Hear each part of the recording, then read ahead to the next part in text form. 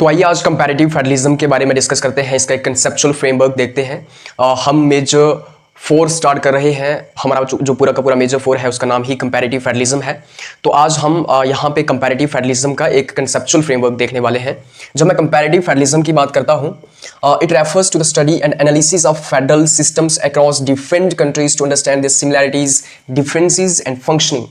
Comparative federalism का मतलब ये हुआ कि हम अलग अलग देशों के फेडरलिज्म को स्टडी करेंगे, हम अलग अलग देशों के फेडरल स्ट्रक्चर को स्टडी करेंगे, हम अलग अलग देशों के फेडरल कॉन्स्टिट्यूशन को स्टडी करेंगे और हम फिर देखेंगे कि सारे के सारे जो फेडरल स्ट्रक्चर्स हैं उनके अंदर क्या सिमिलैरिटीज हैं, क्या डिफरेंसेस हैं, ये सब हम वहाँ पे देखेंगे।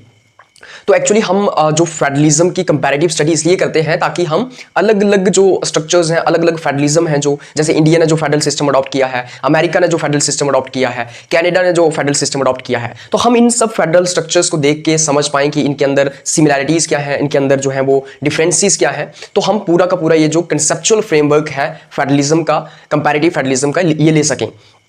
जब मैं फेडरलिज्म की बात करता हूं, फेडरलिज्म होता क्या है फेडरलिज्म?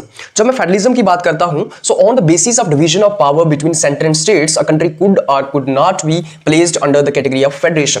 तो हम देखते हैं डिवीजन ऑफ पावर के बेसिस के ऊपर, मतलब कि सेंटर और स्टेट के बीच में क्या डिवीजन ऑफ पावर है। अगर डिवीजन ऑफ पावर है तो हम उस कंट्री को फेडरेशन या फेडरलिज्म कह सकते हैं। तो डिवीजन ऑफ पावर के बेसिस के ऊपर हम ये कह सकते हैं कि कौन सी कंट्री फेडरल कंट्री है, कौन सा कॉन्स्टिट्यूशन जो है वो फेडरल कॉन्स्टिट्यूशन है, मतलब कौन सा कॉन्स्टिट्यूशन ऐसा है जो फेडरल कॉन्स्टिट्यूशन नहीं है।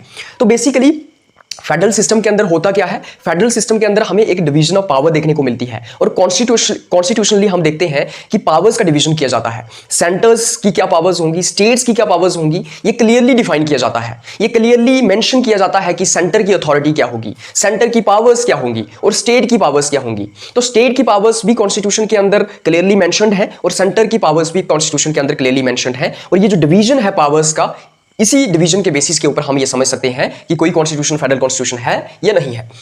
जब मैं यूनिटरी गवर्नमेंट की बात करता हूं, देखो एक होता है फेडरल गवर्नमेंट, एक होता है फेडरल कॉन्स्टिट्यूशन, एक होता है फेडरल स्ट्रक्चर और एक होता है यूनिटरी सिस्टम या फिर यूनिटरी गवर्नमेंट या फिर यूनिटरी स्ट्रक्चर। फेडरल सिस्टम के अंदर डिवीजन ऑफ पावर होगी, लेकिन यूनिटरी सिस्टम के अंदर डिवीजन ऑफ पावर नहीं होती है। देखो यूनिटरी सिस्टम के अंदर होता क्या है, powers are not constitutionally divided between centre and states but are vested in center. In such a scenario, state/regional governments exist but derive their authority from federal/central government. तो बेसिकली यहाँ पे क्या scene है, यहाँ पे ये सीन है कि जो यूनिटरी गवर्नमेंट होगी ना, यूनिटरी गवर्नमेंट के अंदर हमें कॉन्स्टिट्यूशनली पावर्स की डिवीजन देखने को नहीं मिलती है। मतलब कि सेंटर और स्टेट के बीच में कॉन्स्टिट्यूशनली हमें पावर्स की डिवीजन नहीं देखने को मिलती है। सारी की सारी पावर्स सेंटर के पास होती है। हालांकि स्टेट गवर्नमेंट्स या फिर रीजनल गवर्नमेंट्स एग्जिस्ट करती हैं, मगर वो अपनी अथॉरिटी जो है वो सेंटर से डिराइव करती है। तो ये सेंटर की बिल के ऊपर है कि वो कितनी अथॉरिटी देंगे स्टेट या फिर रीजनल गवर्नमेंट्स को। फॉर एग्जाम्पल अगर मैं इंडिया की बात करूं तो इंडिया के अंदर स्टेट्स और सेंटर के बीच पावर्स क्लियरली डिवाइड की गई है। हमारे कॉन्स्टिट्यूशन के अंदर लिखा गया है कि सेंटर की पावर्स कौन सी होंगी, है ना, जिसमें हम देखते हैं कि हमारे पास सेंट्रल लिस्ट आती है, यूनियन लिस्ट आती है, जिसके अंदर यूनियन जो है वो या फिर सेंटर जो है वो किन चीजों के ऊपर कानून बना सकता है। हमारे पास स्टेट लिस्ट आती है कि स्टेट किन चीजों के ऊपर कानून बना सकती है। तो बेसिकली इंडिया के अंदर स्टेट्स और सेंटर के बीच में पावर्स को कॉन्स्टिट्यूशन के अंदर क्लियरली डिवाइड किया गया है। मगर यूनिटरी गवर्नमेंट के अंदर पावर्स को कॉन्स्टिट्यूशन के अंदर क्लियरली डिवाइड नहीं किया होता है। जैसे कि मैं यूरोप की बात करूं या फिर मैं ब्रिटेन या इंग्लैंड की बात करूं तो वहां पे क्लियरली कॉन्स्टिट्यूशन के अंदर ये मेंशन नहीं किया गया है कि सेंटर की पावर्स कौन सी होंगी, स्टेट्स की पावर कौन सी होंगी। तो ब्रिटेन के अंदर क्या है, सेंटर पूरे तरीके से पावरफुल है, वहां का पार्लियामेंट पूरे तरीके से पावरफुल है। वहां पे स्टेट या फिर रीजनल गवर्नमेंट्स एग्जिस्ट करती हैं, मगर उनकी अथॉरिटी जो है वो सेंटर से डिराइव होती है। सेंटर चाहे तो जो रीजनल गवर्नमेंट्स हैं उनको पावर दे सकता है, सेंटर चाहे तो नहीं भी दे सकता है। तो पूरा का पूरा ये सेंटर के ऊपर डिपेंड करता है कि स्टेट्स को या रीजनल गवर्नमेंट्स को कितनी अथॉरिटी देनी है।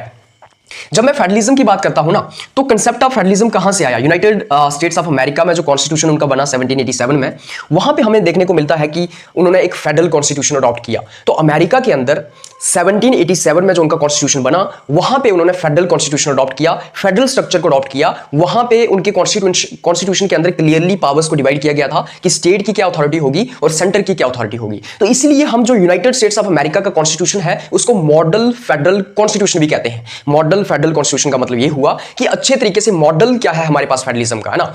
हम अगर कहें कि फेडरलिज्म होता क्या है एग्जांपल फेडरलिज्म की, तो हम अमेरिका को लेते हैं कि अमेरिका जो है वो मॉडल फेडरल कॉन्स्टिट्यूशन है, मॉडल फेडरल स्ट्रक्चर है। और अमेरिका के कंपैरिजन के बेसिस के ऊपर हम बाकी देशों के फेडरलिज्म को डिफाइन करते हैं कि वो देश फेडरलिज्म है या नहीं है।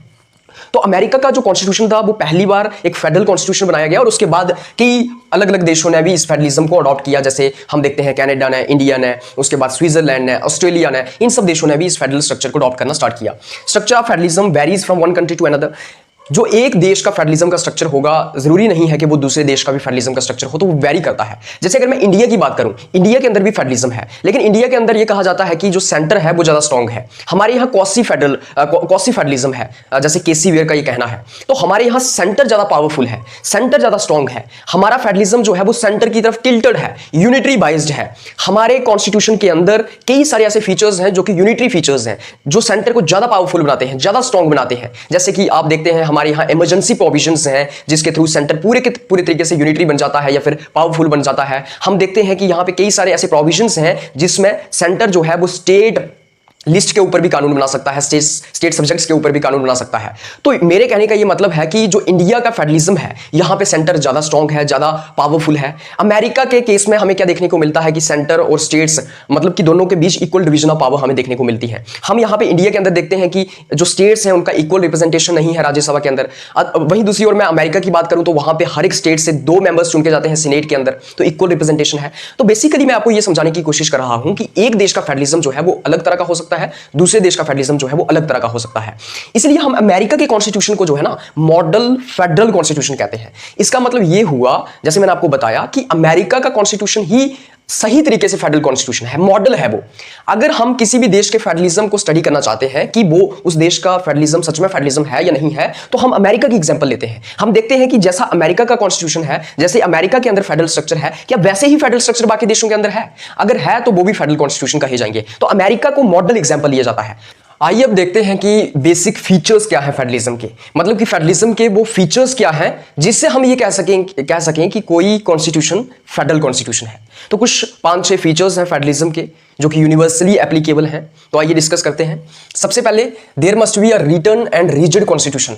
फेडरलिज्म के अंदर जो है ना वो एक रिटन कॉन्स्टिट्यूशन होना चाहिए और रिजिड कॉन्स्टिट्यूशन होना चाहिए। रिटन कॉन्स्टिट्यूशन का मतलब ये है कि एक डेलिब्रेट एफर्ट से एक कॉन्स्टिट्यूशन होना चाहिए जिसको मतलब लिखा गया है एक प्रॉपर तरीके से कॉन्स्टिट्यूएंट असेंबली के थ्रू। जैसे कि इंडिया का कॉन्स्टिट्यूशन प्रॉपर तरीके से लिखा गया है, लेंथीएस्ट कॉन्स्टिट्यूशन है वर्ल्ड का, और कॉन्स्टिट्यूएंट असेंबली के थ्रू इंडियन कॉन्स्टिट्यूशन को एक डेलिब्रेट एफर्ट करके बनाया गया था। अमेरिकन कॉन्स्टिट्यूशन की आप बात कर लीजिए, उसको भी प्रॉपर तरीके से लिखा गया है, एक डेलिब्रेट एफर्ट के थ्रू बनाया गया है, कॉन्स्टिट्यूएंट असेंबली के थ्रू बनाया गया है। तो यहां पे एक रिटन कॉन्स्टिट्यूशन होना चाहिए। वहीं दूसरी ओर अगर मैं यूनिटरी गवर्नमेंट की बात करूं तो वहां पे जरूरी नहीं है कि रिटन कॉन्स्टिट्यूशन हो। जैसे आप अपनी इंग्लैंड की बात कर लो तो वहां पे जो कॉन्स्टिट्यूशन है ना वो प्रॉपर तरीके से डेलिब्रेट तरीके से लिखा नहीं गया है। हालांकि वहां का कॉन्स्टिट्यूशन जो है उसके अंदर भी सब कुछ लिखकर ही डाला गया है, लेकिन रिटन कॉन्स्टिट्यूशन का मतलब ये होता है कि डेलिब्रेट एफर्ट के थ्रू उसको उस कॉन्स्टिट्यूशन को नहीं बनाया गया है, कॉन्स्टिट्यूएंट असेंबली के थ्रू उस कॉन्स्टिट्यूशन को नहीं बनाया गया है, बल्कि जो अपना ब्रिटेन का कॉन्स्टिट्यूशन है ना वो 1215 से चलता आया है। 1215 के अंदर मैग्ना कार्टा आया था, उसके बाद जितने भी पार्लियामेंट लॉज बनाता गया वो उस कॉन्स्टिट्यूशन का पार्ट बनते गए।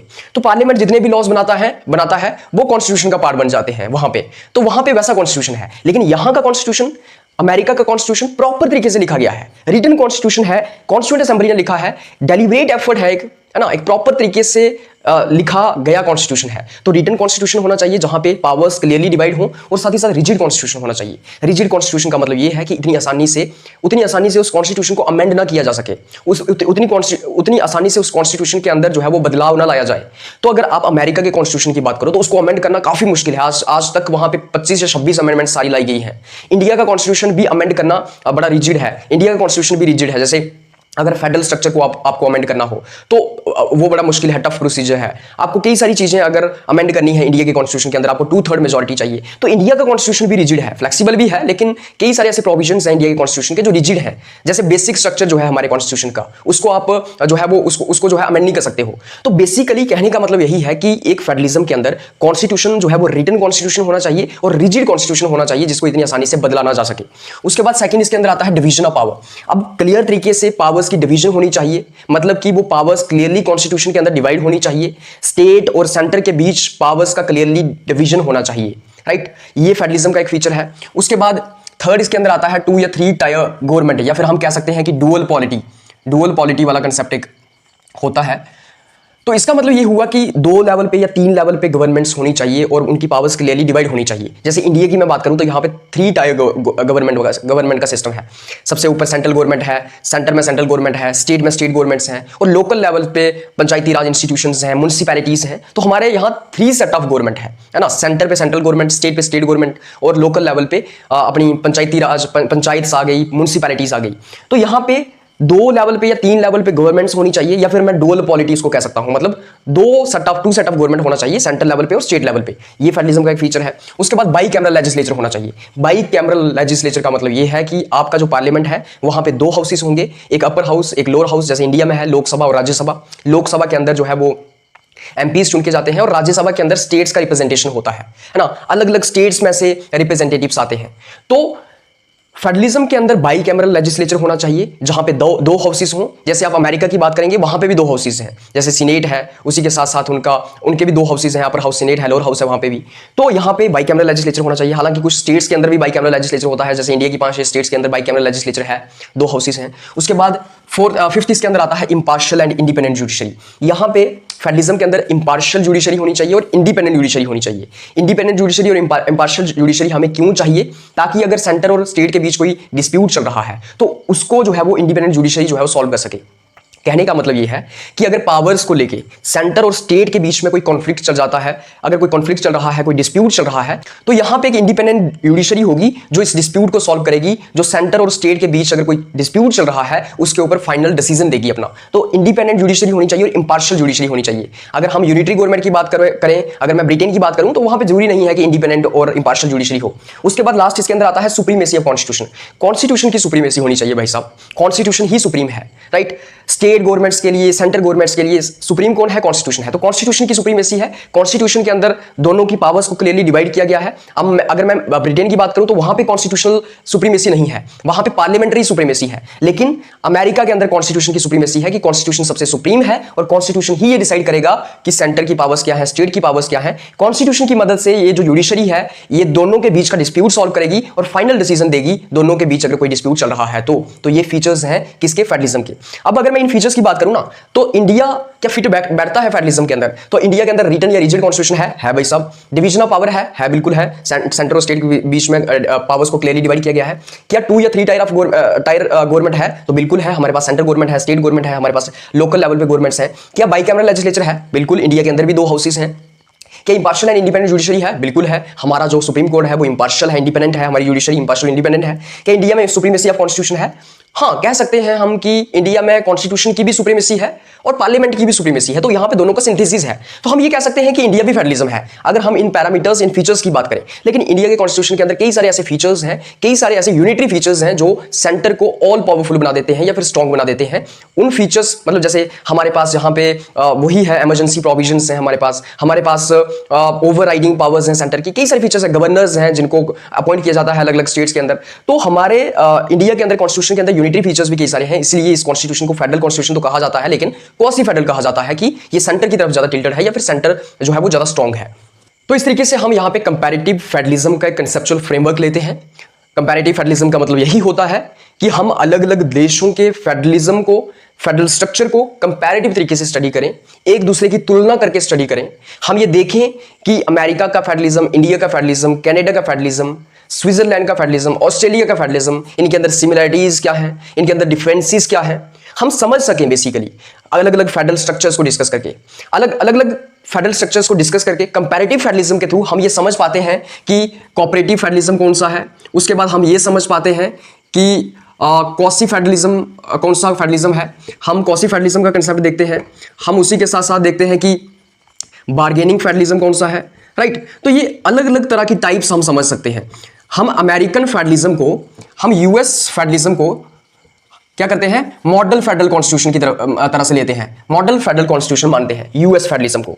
और इस मॉडल फेडरल कॉन्स्टिट्यूशन को देखते हुए बाकी देशों के फेडरलिज्म को हम स्टडी करते हैं और उसके बाद हम ये जानते हैं कि कौन सा फेडरलिज्म जो है वो पूरे तरीके से अमेरिका की तरह फेडरलिज्म है, तो वो एक प्रॉपर तरीके से फेडरलिज्म है। कई सारे देशों के फेडरलिज्म हमें देखने को मिलते हैं कि cooperative federalism, quasi federalism, bargaining federalism वहां पे हमें देखने को मिलते हैं, मतलब कि कहीं पे सेंटर ज्यादा स्ट्रॉन्ग है, कहीं पे स्टेट ज्यादा स्ट्रॉन्ग है। तो इस तरीके से हम कंपैरेटिव तरीके से अलग अलग देशों के फेडरलिज्म को समझते हैं। ये मतलब है कंपैरेटिव फेडरलिज्म का। इस तरीके से हमने conceptual framework of comparative federalism यहाँ पे डिस्कस कर लिया है।